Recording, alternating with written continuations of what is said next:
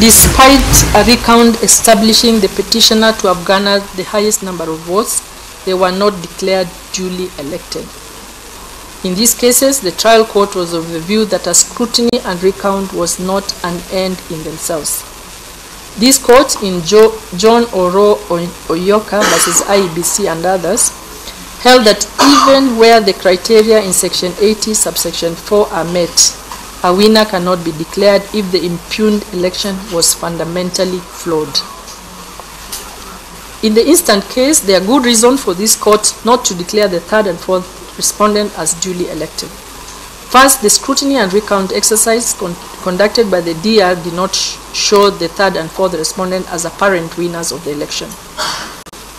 Second, the third and fourth respondent urged us to declare them winners based on results presented to this court by their own witness, PW13, Mr. Geoffrey Ombogo.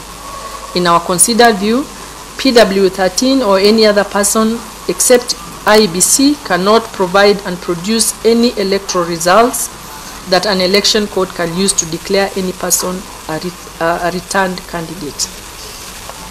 Third, we are persuaded by the dictum in John Oro Oyoka versus IEBC and others, where it was stated that even where the criteria in Section 80, subsection 4 are met, a winner cannot be declared if the impugned election was fundamentally flawed.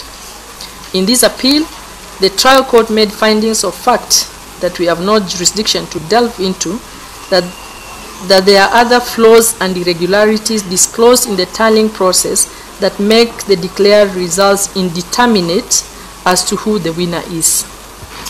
For these reasons, we decline to grant an order declaring the third and fourth respondent as having been duly elected in the Homa Bay gubernatorial elections.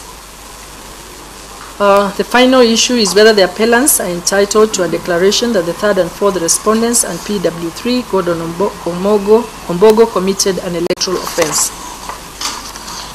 One of the prayers in the Memorandum of Appeal and in cross appeal is for this court to declare the third and fourth respondents and PW3 committed electoral offenses under Section 13J and 19 of the Election Offences Act. Pursuant to Section 87 of the Elections Act, the jurisdiction of an election court is to determine if an electoral malpractice may have been committed. An election court has no jurisdiction to determine if an election offense has been committed. It follows that an appellate court likewise has no jurisdiction to determine and make a finding or declaration that an election offense has been committed. Accordingly, we have no jurisdiction to grant the prayers sought by the appellants and the first respondents.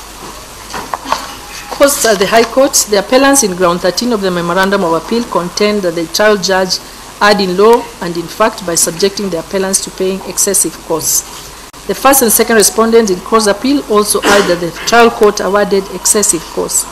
The trial court awarded costs as follows. Paragraph 86. In sum, this petition is allowed with orders that a fresh gubernatorial election for the county of Homa Bay be held, and that the petitioner's cost pegged at Kenya shillings 6 million, subject to taxation, be borne by the first respondent in the sum of Kenya shillings 4 million, and the third and fourth respondent in the sum of Kenya shillings 2 million. In this matter, we note that the capping of costs at 6 million at Kenya shillings 6 million is simply a maximum. The costs are subject to taxation, and it may well be that the costs will be taxed at less than the maximum of Kenya shillings 6 million. We are cognizant that no two cases are similar, and there is no one straitjacket figure of costs as to be awarded in gubernatorial elections or any elections for that matter. Each case is to be looked at individually. However, having examined comparative judicial decisions emanating from the 2013 and 2017 election petitions, it is our view that the capping of total costs at Kenya shillings 6 million by the trial court is on the excessive side. We know that the trial court awarded costs against the appellant in the sum of Kenya shillings 2 million. This sum compares favorably with costs awarded at the High Courts in other gubernatorial election petitions. For this reason, the contention that the costs awarded against the appellants are excessive has no merit. Costs awarded against the first respondent is 4 million shilling. Compared to total costs awarded in other gubernatorial election, this sum is on the higher side, and we reduce it to Kenya shillings 3 million. We order that the costs at the High Court be and are hereby capped as follows. 1. The appellant shall pay costs at the High Court to the third and fourth respondent, and the cost is capped at Kenya shillings 2 million as ordered by the trial court. 2. The first respondent shall pay costs to the third and fourth respondent at the High Court, and the cost is capped at the sum of Kenya shillings 3 million. For avoidance of doubt, the total costs awarded to the third and fourth respondents at the High Court be and is hereby reduced from Kenya shillings 6 million to 5 million shillings. No order as to costs at the High Court in this appeal is made against the second respondent because of employer-employee relationship with the first respondent. Finally, subject to the order on costs, we are convinced that this appeal and the cross appeal have no merit. The final orders of this court are as follows. 1. Subject to the order of costs, the appeal and cross appeal by the appellant and the first respondents respectively have no merit and are hereby dismissed. 2. The appeal on costs is dismissed and the cross appeal on costs is allowed. 3.